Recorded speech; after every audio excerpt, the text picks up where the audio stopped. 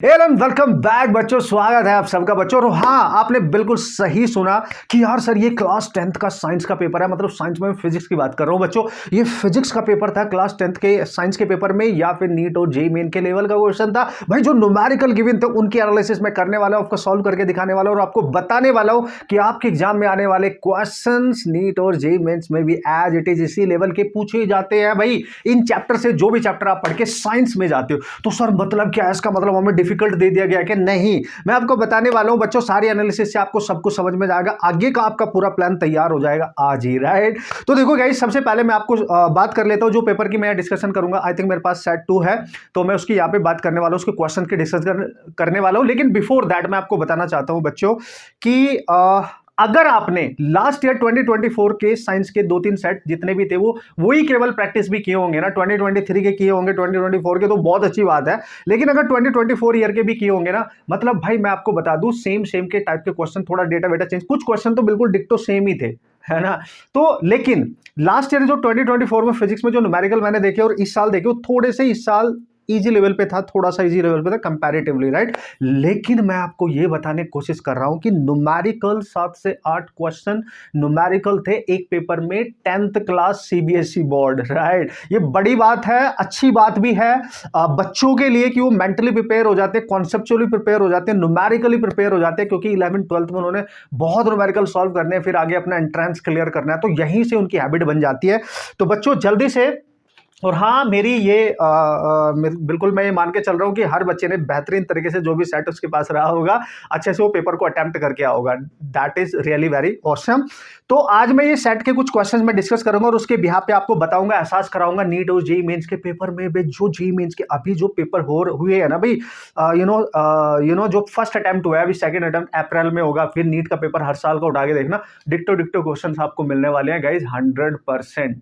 तो ये अच्छी बात है कि 10th क्लास से ही आप एक कॉम्पिटिटिव माहौल में कॉम्पिटिटिव टाइप के क्वेश्चन अननोविंगली सॉल्व कर रहे हो। जो बच्चे तो उस लेवल पे स्टडी करते हैं उनको तो पता है, लेकिन जो बच्चे जस्ट 10th क्लास बोर्ड को ध्यान में रखते हुए प्रैक्टिस करते हैं उनको ये जानना जरूरी है कि आप अपने जूनियर्स को, अपने भाई बहन को 9th क्लास में जो पढ़ रहे 10th में बता सको कि भाई सब कुछ काम आएगा आगे, 12th में जाके, आगे नीट और जेईई मेंस में जाके तो बढ़िया तरीके से मेहनत कर लेंगे तो मजा आ जाएगा एंजॉय करते हुए। ठीक है बच्चों, चलो भाई ये पेपर, इसके कुछ क्वेश्चंस और न्यूमेरिकली मैं डिस्कस करूंगा, थ्योरी और जो डेरिवेशन टाइप के जो लिखने वाले क्वेश्चंस थे। अब उनका आप सबको पता है, आप सबने लिखा होगा, पढ़ा होगा, देखा होगा, वो सब आपको पता है, बट मैं न्यूमेरिकल डिस्कस कर रहा हूं जिससे मैं आपको बता भी सकूं।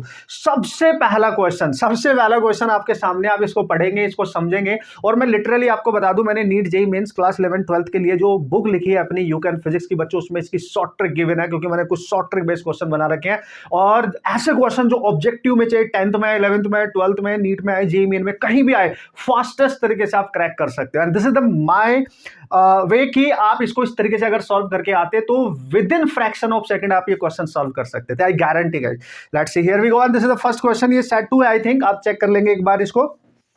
और इसका क्वेश्चन नंबर 11 है यहाँ पे, जो क्वेश्चन नंबर आपको 1 की फॉर्म में यहाँ पे मिलेगा, ऑब्वियसली रेजिस्टेंस से रिलेटेड। बच्चों बोला है कि wire of length L is gradually stretched so that its length increases to 3l।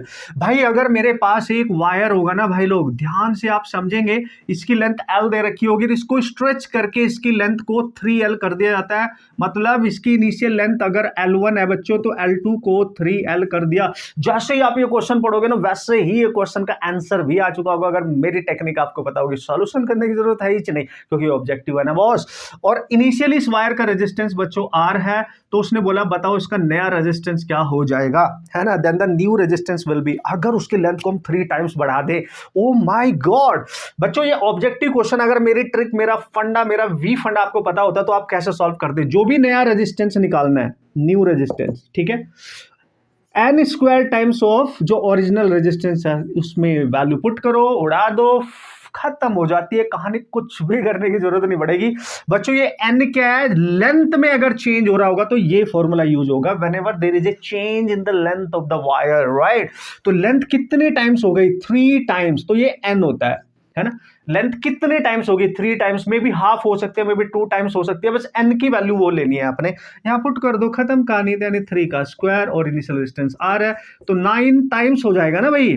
है ना। This is the fastest technique. अभी तो मैं आपको सॉल्व करके दिखा रहा हूं, आपको तरीका आ गया तो आप क्वेश्चन पढ़ोगे, 3 का स्क्वायर करोगे, मल्टीप्लाई बाय आर करोगे, खत्म, क्वेश्चन खत्म। ठीक है, अब मैं आपको बता दूं ये 10th क्लास में आपके पेपर में अभी आया 2025 में, और यही क्वेश्चन बच्चों, यही क्वेश्चन नीट में भी आ चुका है इस टाइप का क्वेश्चन, जेईई मेंस में भी बहुत बार आ चुका है इस टाइप का क्वेश्चन। बस डेटा चेंज होता है, वो 2 टाइम्स कर देगा, हाफ कर देगा लेंथ को, इस तरीके से चेंज करेगा, बट आ चुका है।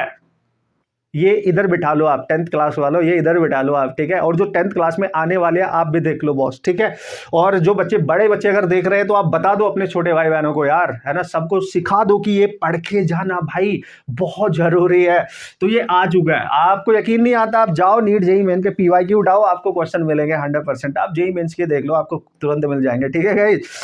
नेक्स्ट क्वेश्चन की अगर मैं बात करूंगा बच्चों, वो क्वेश्चन तो 2024 2023 आई थिंक दोनों में 10th क्लास में ऑलरेडी आ चुका है, इस बार फिर आ गया भाई। इस बार जो मैंने, अगर मेरी फर्स्ट वीडियो आपने 10th क्लास की मैंने अभी स्टार्ट किया है, जस्ट न्यू, और फर्स्ट वीडियो अगर आपने देखोगे, मैंने जो उसमें क्वेश्चन डाले थे उसमें क्वेश्चन एज इट इज मिल जाएगा। तो आ गया भाई, तो क्या करना भाई, करना तो पड़ेगा ना भाई कॉन्सेप्ट। चलते हैं भाई नेक्स्ट क्वेश्चन की तरफ और देख लेते हैं उसको भी।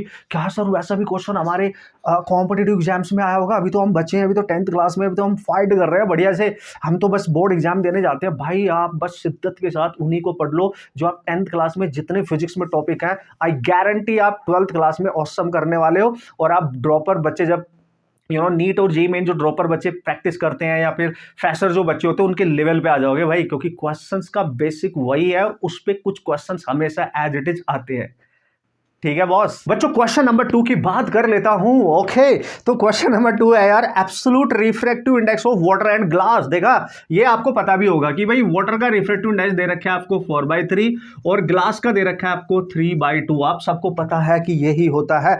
If the speed of light in glass, glass में स्पीड दे रखी है भाई, यानी लाइट की जो स्पीड है वो ग्लास के अंदर दे रखी है 2 × 10⁸ मीटर पर सेकेंड। Oh my God, yes. The speed of light in water, water में जब लाइट एंटर करेगी तो बताओ भाई उसमें उसकी स्पीड क्या होगी? तो यार we have to calculate the speed of light in water. देखो भाई, ऑब्जेक्टिव क्वेश्चन है, शॉर्ट ट्रिक अप्रोच अप्लाई करो, फास्ट तरीके से कर लोगे, पूरा सब्जेक्टिवली सॉल्व करने की जरूरत नहीं है। तो भाई मैं आपको बता दूं बच्चों, आप सबने भर भर के पढ़ा होगा कि जो म्यू होता है वो C/V होता है, ठीक है, यानी refractive index of that medium. और speed of light in vacuum, speed of light in medium.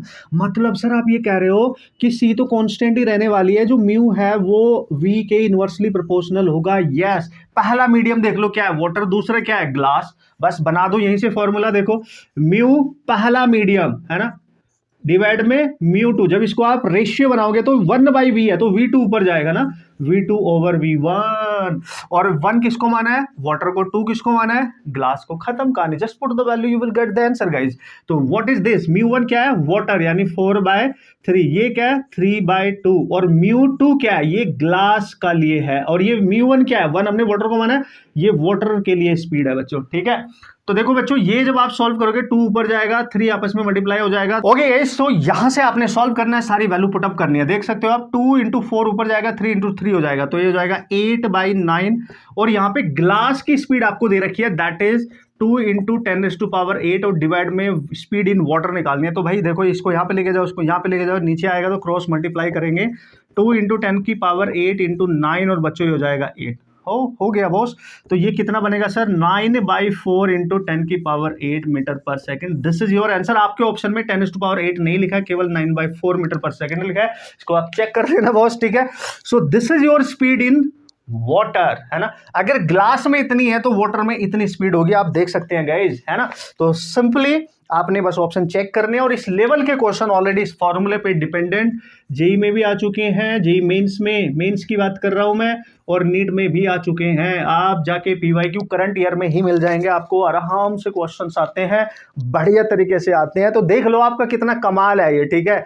10th class में हो, लेकिन ये मान के चलो आप बहुत बेहतरीन चीज वहां पे प्रैक्टिस कर रहे हो, पढ़ रहे हो, आपका बेस स्ट्रॉन्ग हो रहा है, जो आपको बहुत काम आने वाला है 12th क्लास में, जो बहुत काम आने वाला है आपको आपके कॉम्पिटिटिव एग्जाम में। इसलिए आप इसको जस्ट बोर्ड एग्जाम ना समझे, आप ये समझे कि ये आपका एक एंट्री डोर है फॉर योर कॉम्पिटिटिव एग्जाम्स, ठीक है बच्चों। चलते हैं भाई नेक्स्ट क्वेश्चन की तरफ। कॉन्सेप्चुअली कैसे क्वेश्चन थे, राइट? इस क्वेश्चन की अगर मैं बात करूं, that is really awesome question. NEET और जेईई में हर साल उस पर एक न्यूमेरिकल जरूर पूछा जाता है, लगभग या तो कॉन्सेप्चुअल आता है, न्यूमेरिकल एज इट इज आ जाता है। और तुम्हारे एग्जाम में, बोर्ड एग्जाम में हर साल उस पर क्वेश्चन आता है सोलेनॉइड। थ्योरी आ जाएगी, कॉन्सेप्चुअल आ जाएगा, ऑब्जेक्टिव आ जाएगा। इस बार इस वाले सेट की अगर मैं बात कर रहा हूं तो कॉन्सेप्चुअल क्वेश्चन मेरे को मिल गया है ऑब्जेक्टिव में।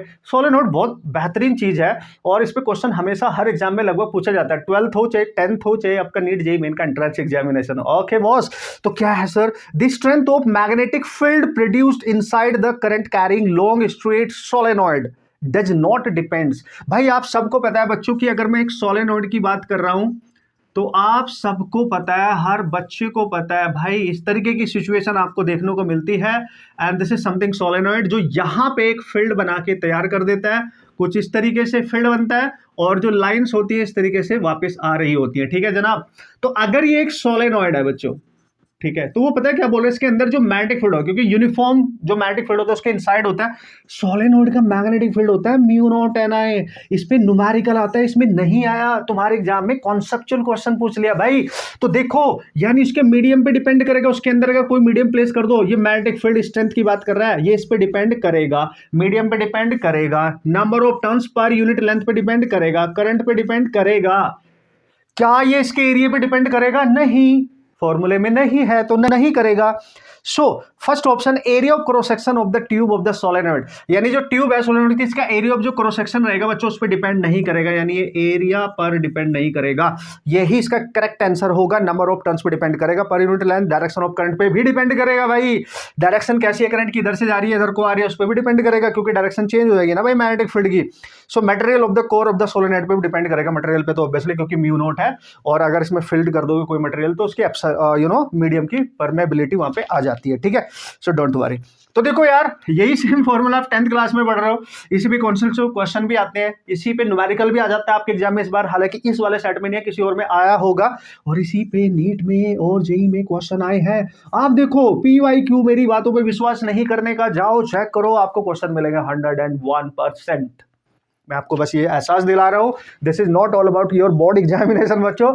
फिजिक्स, केमिस्ट्री इंडिविजुअली देखो उसको, ना कि साइंस की तरह देखो अपने, और इंडिविजुअली उस पर मास्टरी करो, उसके कॉन्सेप्ट केवल बोर्ड एग्जाम में लिख के आने के लिए मत पढ़ो, उसको बढ़िया तरीके से समझ के कॉन्सेप्ट को क्लियर करके न्यूमेरिकल पे फोकस करके चलोगे तो भाई ऐस करोगे आगे आने वाले समय में। ठीक है, चलो भाई नेक्स्ट क्वेश्चन की बात कर लेते हैं बच्चों, उसको भी देख लेते हैं क्या है उसकी कहानी और मेरी जुबानी। ओके बच्चों, हालांकि इस पेपर में मैं जो थियोरेटिकली है, जैसे कि मैंने आपको बताया, वो नहीं करूंगा, जिसपे न्यूमेरिकल बन सकते हैं उसी की डिस्कशन करूंगा। एक दो क्वेश्चन मैं छोड़ सकता हूँ आपके वास्ते, क्योंकि सो आपने उसको किया होगा, मैं न्यूमेरिकल पोर्शन पे आप फोकस कर रहा हूं। So this is all about like numerical. Physics बच्चों को डिफिकल्ट क्यों लगता है? जब आप +2 या 11th में आ रहे हैं ना भाई, तो आपको पता चल जाएगा कि फिजिक्स बच्चों को डिफिकल्ट इसलिए लगने लगता है क्योंकि न्यूमेरिकल्स है, डेरिवेशन भी है, न्यूमेरिकल भी है, थ्योरी भी है, सब कुछ है। सबसे ज्यादा परेशान कर देते हैं न्यूमेरिकल, इसलिए कमांड करनी है न्यूमेरिकल, टेक्निक सीख लिया न्यूमेरिकल सीखने की, मैथड सीखने हैं न्यूमेरिकल सॉल्व करने के, डिफरेंट अप्रोच सीखने न्यूमेरिकल सॉल्व करने के बच्चों। ठीक है, तो नेक्स्ट क्वेश्चन मेरे पास यहाँ पे मेरे को दिख रहा है, the voltage source sends a current off, है ना भाई, है ना? देखो भाई लोग, दिस इज 2 एम्पियर की करंट एक वोल्टेज सोर्स है जो सेंड कर रहा होगा टू ए रजिस्टर, उसका रेजिस्टेंस दे दिया भाई 4 ओम, बढ़िया जी, connected across it for 5 minutes. मतलब भाई ऐसे समझो, एक रेजिस्टेंस होगा और एक सोर्स होगा, जो इस वोल्टेज दे रखा है उसका नहीं दे रखा है, इसने करंट सप्लाई किया है दैट इज 2 एम्पियर, और इसका रेजिस्टेंस दे रखा है दैट इज 4 ओम, और ये इसको करंट सप्लाई कर रहा है कितने समय के लिए? 5 मिनट्स के लिए। मतलब ये जो वोल्टेज है ना, बैटरी है ना, इस रेजिस्टेंस को करंट सप्लाई कर रही है 5 मिनट तक। Calculate the electrical energy supplied by the source. तो बताओ भाई, सोर्स ने इसको कितनी इलेक्ट्रिकल एनर्जी सप्लाई कर दी? याद आया कुछ भाई? जब भी करंट गिवन हो ना, वोल्टेज ना गिवन हो, करंट गिवन हो बच्चों, एनर्जी सप्लाइड होती थी, याद करो, I²RT। Oh my God, yes. अगर मैं आपको दिखाऊं, पावर इज इक्वल टू होती है बच्चों एनर्जी, ये डिवाइड में time, the rate of doing work, यानी यहाँ पे एनर्जी क्या है सर, ये निकाल लो। पावर क्या होता है सर, आप सबको पता है, जब करंट गिवन होगी I²R, अगर करंट नहीं होती तो V²/R। बच्चों याद आ रहा है? इन पे क्वेश्चन हमेशा आते हैं, हर बार आते हैं और आते रहेंगे। बस देखते रहो, मेरे साथ बने रहो, हर चीज सिखाऊंगा, क्योंकि ये पेपर 10th क्लास का केवल सॉल्व नहीं कराऊंगा, आपको ये सिखाऊंगा कि क्या मीनिंग है इसका, आपको कितना बेनिफिट देगा। तो बस डायरेक्ट यहाँ फॉर्मूले में वैल्यू पुट अप करनी थी भाई लोग। तो एनर्जी आ जाएगी, सर करंट दे रखी है ना मेरे को 2, यस, और सर रेजिस्टेंस है 4, और सर मेरा टाइम है 5 मिनट। सेकंड बना लो भाई, सेकंड बनाना है हमेशा, सेकंड में बना लेना, ठीक है। सॉल्व कर लो यार, 4 4 4 16 and this is 300, 5 into 6 that is 30, ये 300 यानी 4800 इतनी जूल एनर्जी वो सोर्स उसको सप्लाई कर रहा होगा 5 मिनट के अंदर।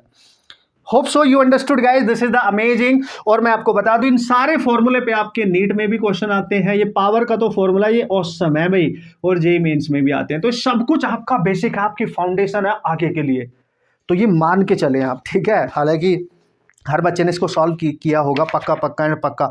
तो न्यूमेरिकल कम नहीं थे भाई, अच्छे खासे न्यूमेरिकल थे, 7-8 न्यूमेरिकल काफ़ी होते हैं भाई, है ना। अगर देखा जाए एक 10th क्लास के एक सेक्शन में, साइंस के एक सेक्शन में फिजिक्स केमिस्ट्री बायो तीनों होते हैं आपके पास, तो फिजिक्स में कि सेक्शन में अगर न्यूमेरिकली 6-7-8 आपको मिल जाए तो भाई बहुत बड़ी बात है ये, है ना। सीबीएसई ये कमाल कर सकता है आप सबके लिए, और ये बहुत जरूरी भी है गाइस, क्योंकि आपको मेंटली स्ट्रॉन्ग होना पड़ेगा, और स्ट्रॉन्ग आप न्यूमेरिकल की हेल्प से ही हो सकते हो, क्योंकि अगर न्यूमेरिकल सॉल्व नहीं करोगे, थ्योरी रटवट के चले जाओगे, उससे कोई ज़्यादा बेनिफिट आपको मिलने वाला नहीं है, दिमाग आपका उतना अच्छा खतरनाक और स्ट्रॉन्ग नहीं बन सकता बच्चों, ठीक है।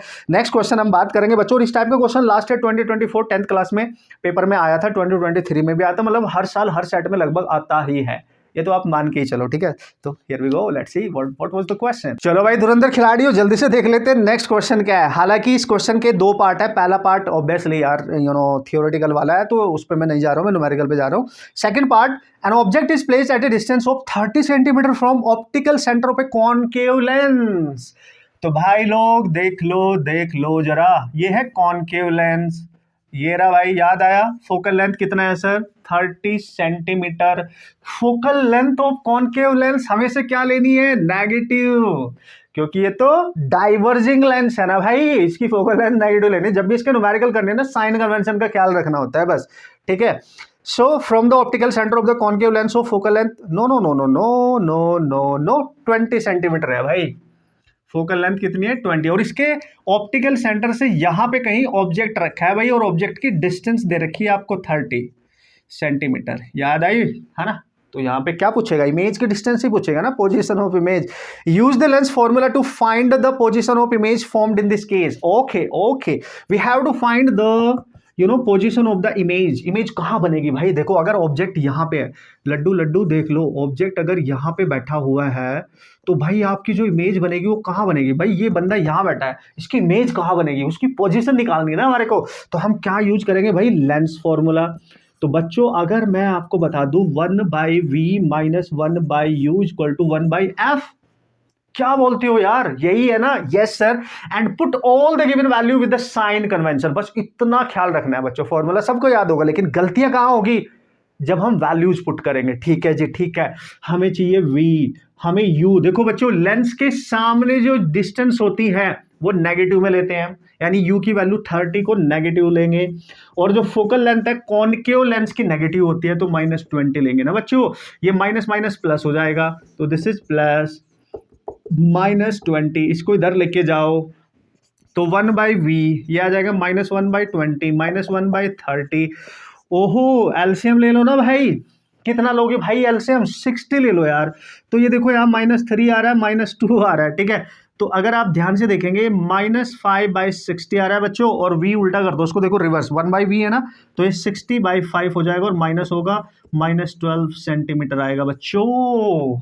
यानी इसको जो इसकी इमेज बनेगी ना भाई, वो उसके सामने ही बनेगी, क्योंकि v की वैल्यू नेगेटिव में आ रही है ना। तो ये 30 है, तो कहीं यहां बनेगी इमेज भाई, यहां पे कहीं, वैसे भी डाइवर्जिंग है ना भाई लोग। तो ये इसका आंसर है, बस आपने ये करके आना है कि this is the answer of this question and amazingly you can solve. और लिटरली मैं आपको बता दूं, ये फॉर्मूले हर जगह यूज होंगे, 12th क्लास में, नीट जेईई मेन में, हर जगह। बस आपको तो मास्टरी करनी है, और मास्टरी कैसे करनी है कि how you put the values in the formula and how to calculate the question very very accurately, right. गलती नहीं करनी है बस।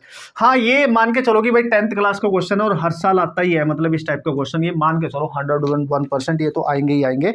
जो आपके जूनियर है उनको भी बता देना, समझा देना, सिखा देना, अब आप सीनियर हो गए हैं, ठीक है, सीनियर हो गए बॉस। और इसके नेक्स्ट ना बच्चों उसके दो पार्ट है, A part B part. B part के भी सेकंड पार्ट में एक न्यूमेरिकल हो रहा है, वो मिरर का है। वो भी ऐसे ही होगा, बस मिरर फॉर्मूला यूज कर लेंगे, उड़ा डालेंगे, फोड़ डालेंगे, हैं, छोड़ेंगे नहीं भाई। देख रहे हो आप मैं क्या बताने की कोशिश कर रहा हूं आपको। फिर एक लास्ट बेहतरीन सा क्वेश्चन है, रेजिस्टेंस से क्वेश्चन ना मिले ऐसा हो ही नहीं सकता ना भाई, तो वो तो मिलने वाला है यार। चलो उसको भी कर लेते हैं, देख लेते हैं, मस्त मजा आ रहा है दोस्तों। मैं आपको बता रहा हूँ कि क्वेश्चन को कैसे करना है, कैसे यूज करना है। बेस्ट टेक्निक आपने सीखनी है क्वेश्चन को करने की। न्यूमेरिकल पे जितना फोकस करोगे उतना ऑसम आप मचा के आने वाले। और मैच भी करा लेना किसके कितने न्यूमेरिकल करेक्ट हुए, ठीक है बॉस। ओके देश के धुरंधर खिलाड़ियों, चलो भाई चलते हैं नेक्स्ट क्वेश्चन की तरफ और देख लेते हैं क्या उस क्वेश्चन की कहानी मेरी जुबानी और कैसे आप उसको फोड़ के आए होंगे। वैसे अगर वो क्वेश्चन ट्रिकी क्वेश्चन है, अगर वो ऑब्जेक्टिव में आता तो उसको पढ़ते ही टिक किया जा सकता है, तो सॉल्व करने की जरूरत नहीं है। लेकिन चूंकि यहाँ सब्जेक्टिव है तो भाई सॉल्व करना पड़ेगा, राइट। कैसे सर, देखो, a convex mirror used for rear view on a automobile has a focal length of 3 metre. Convex mirror है भाई, तो this is the convex mirror. चांदी मेरे ध्यान से देखने का, इसकी जो फोकल लेंथ है कितनी है, 3 मीटर है। और कॉन्वेक्स मिरर की जो फोकल लेंथ है, कॉन्वेक्स मिरर की कभी भी बात करें इसकी फोकल लेंथ हमेशा पॉजिटिव लेंगे, ठीक है। कॉनकेव की नेगेटिव लेंगे, ठीक है। यस सर, यही ख्याल रखना होगा। If a bus is located at 6 metre from this mirror, मान लिया बच्चों यहां पे एक बस खड़ी हुई है, समझो बात को, ये एक बस है, दिस इज द बस, और ये कितनी दूर है यहां से, भाई उसने बोला 6 मीटर की डिस्टेंस पे है, मिरर से दूर है, बस इतनी दूर है, डिस्टेंस दे दी, बने बस आपका ऑब्जेक्ट बन गई यहां पे, ठीक है। If the bus is this use the mirror formula to find the position of image of the bus as seen in the mirror. Mirror में देखते हैं ना हम गाड़ी चलाते हुए, भाई कितनी दूर है हमारे पीछे, आगे जो भी है बस कहां पे है, राइट। तो बच्चों डायग्राम मैंने ऑलरेडी बना रखा है, आप देख लो। एक कॉन्वेक्स मिरर की बात कर रहा है, कॉन्वेक्स मिरर, और आप सबको पता है इसकी फोकल लेंथ कितनी देर की, 3 मीटर। उसके सामने एक बस है बच्चों, ये एक बस खड़ी हुई है, ध्यान से समझ लो, और इसकी जो डिस्टेंस है मिरर से वो 6 मीटर की डिस्टेंस पे है। लाइक यू दे दिया, फोकल लेंथ दिया, तो कॉन्वेक्स मिरर की जो फोकल लेंथ होती है वो पॉजिटिव होती है, यानी 3 मीटर प्लस में लेंगे बच्चों। और आपको पता है मिरर के सामने, यानी जो भी ऑप्टिकल इंस्ट्रूमेंट उसके सामने वाली जो डिस्टेंस होती है नेगेटिव, दैट इज -6 मीटर ले लेंगे। बस यही याद रखना भाई, उसने पूछा इस बस की जो इमेज बनेगी ना उसकी पोजीशन निकाल लो, तो निकाल लेंगे। तो किसका फॉर्मूला यूज करना है, mirror formula, using mirror formula. तो बच्चों जो आपका मिरर फॉर्मूला होता है 1/f 1/v प्लस 1/u होता है ना भाई, यही बोला उसने, मिरर फॉर्मूले का यूज करो, क्वेश्चन को उड़ा डालो, ठीक है। तो देखो भाई वैल्यू पुट कर लो, 1/f, एफ कॉन्वेक्स की पॉजिटिव होती है तो 3 दे रखी है तो 3 लिख लो। 1/v प्लस u की वैल्यू -6 है बच्चों, ये नेगेटिव है, इसको इधर लेके आएंगे तो प्लस हो जाएगा। तो 1/v 1/3 प्लस 1/6, तो 1/v इक्वल टू यहाँ पे आ जाएगा 6। ये जब एलसीएम लोगे बच्चों, यहाँ पे 3 2, यहाँ पे 6 ही है तो 1 ही रहेगा, तो 3/6, यानी यहाँ पे देख सकते हो आप 1/v आ रहा है 1/2, और यहाँ से v आ रहा है आपका 2 मीटर, यानी जो आपकी इमेज बनने वाली है बच्चों 2 मीटर की डिस्टेंस पे बनने वाली है बस की, ठीक है। तो this is the question, and कुछ करने का नहीं, जस्ट फॉर्मूला यूज करने का और उसमें वैल्यू पुट करनी है बस बढ़िया तरीके से, विदाउट एनी मिस्टेक, और साइन कन्वेंशन का खास ख्याल रखना है तो क्वेश्चन आपका बन जाएगा। ओके धुरंधर खिलाड़ियों, 10th क्लास के धुरंधर खिलाड़ियों, 10th क्लास के चैंपियंस हो आप लोग, और क्वेश्चन सॉल्व करने आपको बेस्ट तरीके से आते हैं और आएंगे, आते रहेंगे, बस आपने थोड़ा सा प्रैक्टिस उस तरीके से करनी है। आगे भी दोस्तों जब आप नई बड़ी बड़ी क्लासेस में पढ़ने जा रहे हो 11th 12th में, तो फाउंडेशन यही था आपका, पेपर में आपका डिस्कस कर रहा हूँ, ये भी एहसास दिला रहा हूँ, आगे आप किस चीज़ के साथ फाइट करने वाले हो उसी का लेवल बस थोड़ा सा और एडवांस होगा। कुछ क्वेश्चन तो एज इट इज डिक्टो ही रहते हैं, इसमें कोई बदलाव नहीं होता है ना, ये आप मान के चले। बच्चों लास्ट न्यूमेरिकल की मैं बात करूंगा, लेकिन ऑसम क्वेश्चन है तो आपको पता होना चाहिए, रेजिस्टेंस से रिलेटेड है भाई, अमेजिंग क्वेश्चन। चलो guys this is the question, और ये आईवी ग्राफ का क्वेश्चन है, और बहुत ध्यान से देखना, बच्चे से गलती हो भी सकती है अगर वो उसने ध्यान से क्वेश्चन को नहीं पढ़ा। वैसे तो बहुत प्रैक्टिस करते हुए जाता है, और ओम्स लॉ पे डिपेंडेंट काफी क्वेश्चंस आते हैं हमारे एग्जाम में, राइट। आपके छोटे छोटे जो प्यारे प्यारे से जो क्वेश्चन इसमें बना के देता है, लेकिन कुछ क्वेश्चन बहुत ऑसम भी बना के देता है, इसलिए कॉन्सेप्चुअली स्ट्रॉन्ग रहना पड़ेगा बॉस। उसने बोला रीड, यानी based on the observation from the V I graph ABCD जो यहाँ पे ग्राफ बनाए गए हैं। तो बता रहा है कि यार which one of the following graph represent the series combination of R1 and R2। मतलब समझना पड़ेगा आपको क्वेश्चन। देखो भाई यहाँ पे एक ग्राफ दे रखा है, IV ग्राफ है। हालांकि IV बच्चों जब भी कभी IV ग्राफ हो ना तो इसमें से जो भी ग्राफ गिवन है उसकी स्लोप चेक करो किसकी। जैसे इसकी थीटा A है, इससे ज्यादा स्लोप थीटा B है और सबसे ज्यादा स्लोप थीटा C है कि नहीं है। मतलब अगर मैं देखूं ये जो C वाला जो भी ग्राफ है इसका जो भी रेजिस्टेंस होगा है ना, ये वाला और भी है क्या भाई, D भी तो है यार, D भी है भाई, ये D है, इसका सबसे ज्यादा होगा भाई, D वाले का सबसे ज्यादा होगा। यानी थीटा यानी slope of D graph is greater than C is greater than B is greater than A। तो A वाले की सबसे कम है, D वाले की सबसे ज्यादा है। तो पता है क्या बोल रहा है, सबसे पहले पार्ट में पूछा है कि which one of the following graph represent the series combination of R1 and R2। बच्चों मैं आपको बता दूं इनमें से कौन सा ग्राफ सीरीज कॉम्बिनेशन को रिप्रेजेंट कर रहा है। R1 और R2 दो रेजिस्टेंस है मेरे पास, R1 एंड R2। देखो भाई जब भी वो बात करे सीरीज कॉम्बिनेशन बच्चों, बिल्कुल विदाउट एनी हेजिटेशन आपको समझना पड़ेगा सीरीज कॉम्बिनेशन में रेजिस्टेंस मैक्सिमम होता है दोनों रेजिस्टेंस का।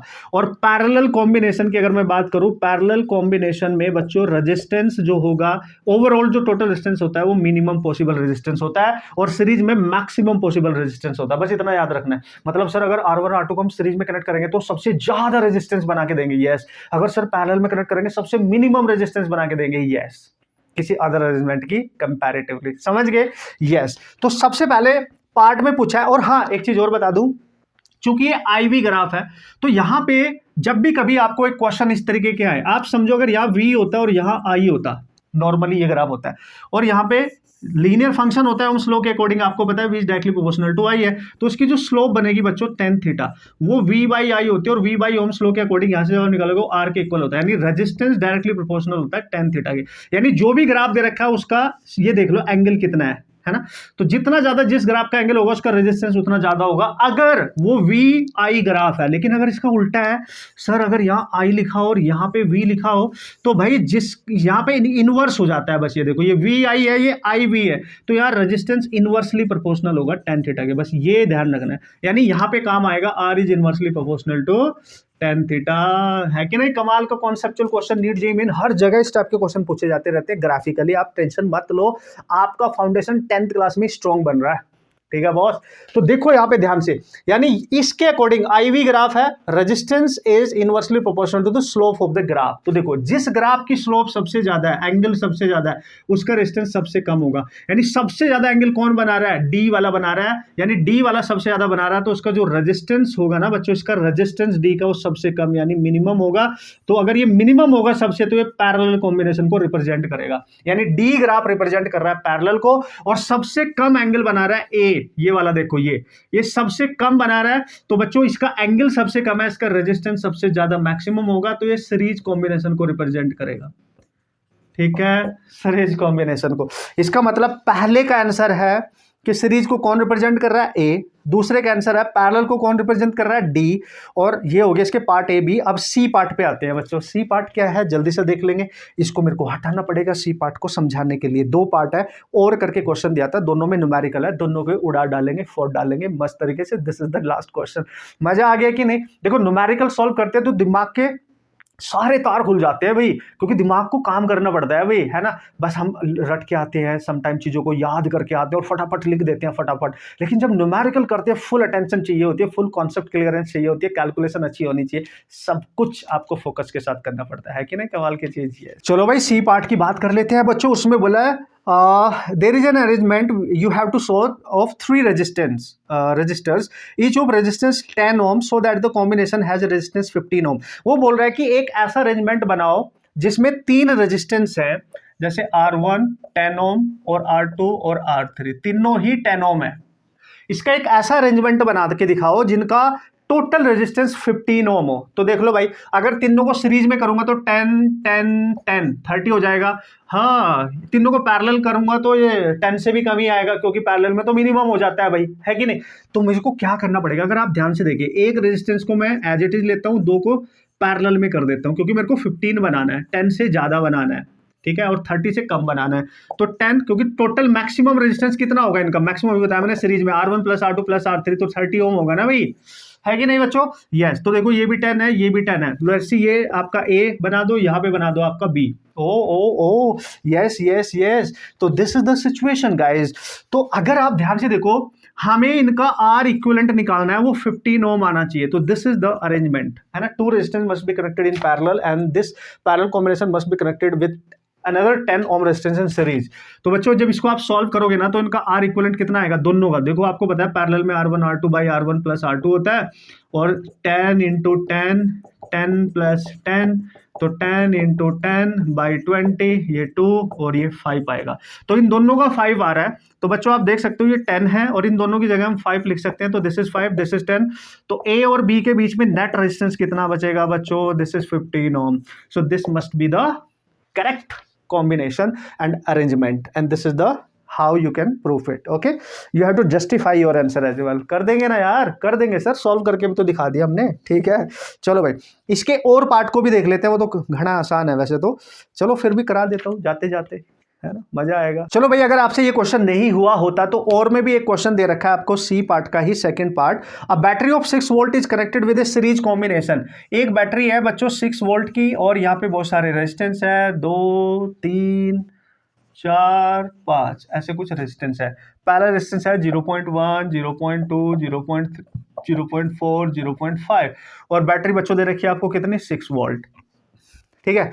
How much current would flow through the 0.3 ohm resistor. भाई सारे के सारे सीरीज में है ना यार, बैटरी जो भी करंट सप्लाई करेगी वो सब में सेम ही जाएगी, इसमें इसमें इसमें इसमें सब में सेम जाएगी। तो टोटल करंट निकाल लो। तो क्या यूज करोगे, यूजिंग ओम्स लॉ। बच्चों ओम्स लॉ यूज कर लेना, V equal to I R. एक रेजिस्टेंस तो है नहीं, बहुत सारे हैं, तो आर इक्विवेलेंट निकालेंगे और सीरीज में सब ऐड हो जाते हैं। V है 6, I नेट करंट है, R1 plus R2 plus R3 plus R4, आप सबको पता है R5, यही करने का। तो this is what 0.1 0.2 0.3 plus 0.4 plus 0.5, ठीक है बच्चों। तो 6 इक्वल टू I, ये कितना बनेगा देख लो, दिस इज 2 3 5, ठीक है, 5 5 10, और दिस इज 14, दिस इज 0.1 0.2 0.3 0.4 0.5। तो बच्चों बनेगा 3 6 10 15, यानी 1.5 बनेगा ना भाई। तो करंट आ गई आपकी 6 बाई 1.5, यानी 60 बाई 15, यानी 4 एम्पियर इज द करंट। यानी जो बैटरी सप्लाई कर रही है ना, हर रेजिस्टेंस को कितनी करंट सप्लाई कर रही है, 4 एम्पियर, यानी इसमें भी 4 इसमें 4 इसमें भी 4। तो हम बोलेंगे because all resistances are in series, so current in each is same, so current in 0.3 ohm is also 4 ampere। खत्म, यही करना है भाई लोग, यही करना है, ठीक है। उसने बोला जस्टिफाई योर आंसर, कर दिया भाई, जस्टिफाई कर दे, इतना करके दिखा देना आपने, that's it. So this is the question बच्चों। अच्छे क्वेश्चंस थे सारे, लेकिन अगर मैं बताऊं लास्ट ईयर के कंपैरेटिवली थोड़े से आसान है, लेकिन मैंने आपको इसलिए पेपर कराया ये क्वेश्चंस के रिगार्डिंग, जिससे मैं आपको बता सकूं बच्चों आपके जो क्वेश्चंस हैं वो बोर्ड एग्जाम के साथ साथ कॉम्पिटिटिव एग्जाम्स में भी आते हैं, बेसिक लेवल फाउंडेशन वाले क्वेश्चंस। तो that is really amazing guys. तो आप अपने जूनियर्स को गाइड कर सकते हैं मस्त तरीके से, और आपने देख भी लिया होगा कि आपके सेट में कौन कौन से क्वेश्चन किस किस तरीके से आने थे, सॉल्व करने थे बेस्ट तरीके से। And this is the best analysis of the paper. जो देखो सॉल्यूशन तो कराने वाली बात है, तो कर ही लोगे, देख भी लोगे कहीं से भी, लेकिन आपको अंडरस्टैंड भी करना है कि मेरा पेपर की क्या लेवल है भाई, मेरे पेपर का, है ना। 10th क्लास में बोर्ड एग्जाम क्यों है भाई, बच्चे का मेंटल लेवल, उसकी कॉन्सेप्ट, उसकी कैलकुलेशन, सब कुछ चेक किया जाता है भाई, ठीक है। चलो बच्चों मेरी बहुत बहुत शुभकामनाएं आप सबके साथ है, जो रिजल्ट आएगा आपका बेस्ट आएगा। बाकी पेपर जितने भी बचे उनके लिए मेहनत करते रहे, प्रैक्टिस करते रहे, और बहुत अच्छे से प्रैक्टिस करें। अब आपका कॉन्फिडेंस बढ़ गया होगा आफ्टर फिजिक्स साइंस के पेपर के बाद, राइट। तो ऑब्वियसली थोड़ा सा क्लैरिटी आ जाता है, डर भी खत्म हो जाता है। केमिस्ट्री मैथमेटिक्स जितने भी आपके पेपर अच्छे अच्छे वाले जो है उनके लिए आपका कॉन्फिडेंस ऑटोमेटिकली इंक्रीज कर जाएगा। आप मेहनत करते रहे बच्चों, ऑल द वेरी बेस्ट।